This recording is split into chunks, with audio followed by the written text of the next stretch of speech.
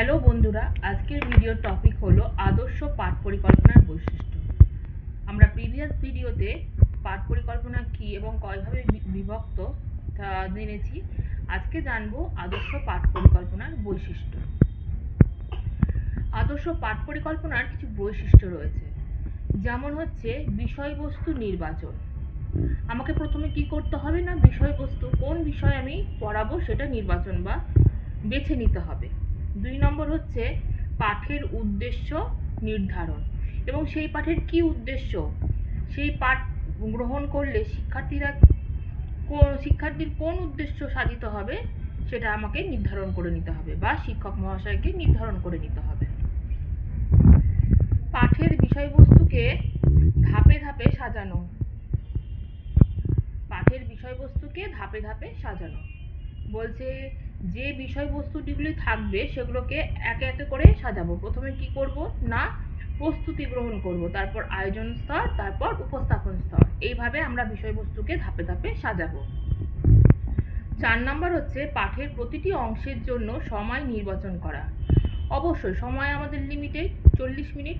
সেই সময়ের মধ্যে পাঠের প্রতিটি অংশে কত সময় আমি ব্যয় করব বা শিক্ষক মহাশয় ব্যয় করবেন, সেইটা পাঠ পরিকল্পনা করার সময়তে আমরা কি করব না, নির্বাচন করে নেব।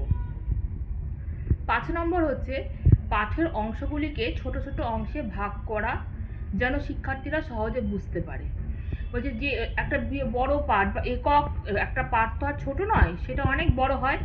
সেগুলিকে কি করব না, ছোট ছোট অংশে ভাগ করে নেব, যাতে আমার শিক্ষার্থীদের বুঝতে সুবিধা হয়। এই গেল পাঠ পরিকল্পনার বৈশিষ্ট্য। এবার আসি পাঠ পরিকল্পনার গুরুত্ব।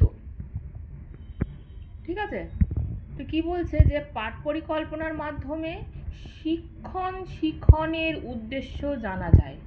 শিক্ষণ এই শব্দটি, শিখন হচ্ছে কোনটা না, যেটা আমরা শিখি, তাই তো, আর শিক্ষণ যেটা শেখানো হয়। তো পাঠ পরিকল্পনার মাধ্যমে আমাদের কি হয় না, আমরা কিভাবে শেখাবো বা শিক্ষক মহাশয় তার ছাত্রছাত্রীদের কিভাবে শেখাবে তার উদ্দেশ্য জানা যায়।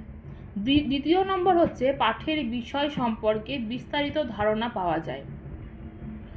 বিস্তারিত ধারণা এই কারণেই পাওয়া যায় না, কোনো পাঠকে যদি আমি অ্যানালাইসিস করি বা বিশ্লেষণ করি, তাহলে তার অন্তর্নিহিত অর্থ, বহির অর্থ সমস্ত কিছুই আমরা জানতে পারি। সেই পাঠের মধ্যে ব্যাকরণগত দিকগুলি, ভাষাগত দিকগুলি, নতুন শব্দ, সমস্ত বিষয়ে বিস্তারিত ধারণা আমরা পাই বা শিক্ষক মহাশয় পায়।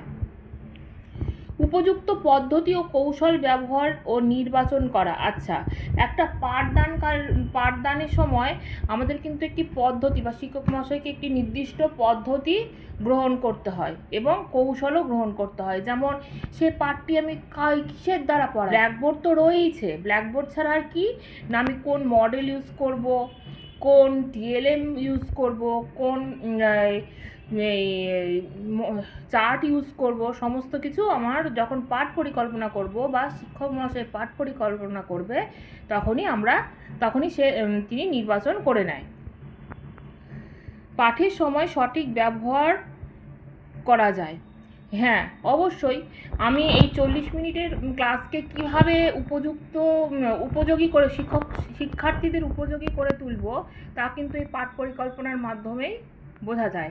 যেমন ধরো, আয়োজন স্তরে আমি কতটা সময় ব্যয় করব, উপস্থাপন স্তরে আমি কতটা সময় ব্যয় করব, মূল্যায়নে আমি কতটা সময় ব্যয় করব, সমস্ত কিন্তু আমরা পাঠ পরিকল্পনার মাধ্যমেই জানতে পারি বা শিক্ষক মহাশয় জানতে পারেন। শিক্ষার্থীর সক্রিয় অংশগ্রহণ নিশ্চিত করা যায়।